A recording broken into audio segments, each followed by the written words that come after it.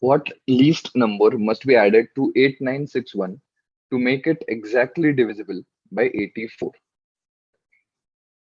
Now, let's divide 8961 by 84. So 84 ones are 84. So we have here 84. So 5, 6 comes down. So 56.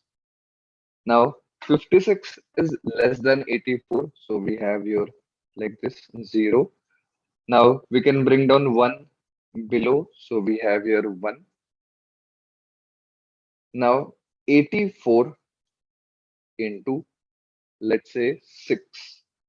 So that gives us 504. So 561 minus 504, we have 57. So this is the remainder. Now we want to find out what least number must be added to 8961. Okay. So whenever the question asked is about addition, the answer will always be divisor minus the remainder. In this case, the divisor is 84 and the remainder is 57. So 84 minus 57, hence the answer will be 27.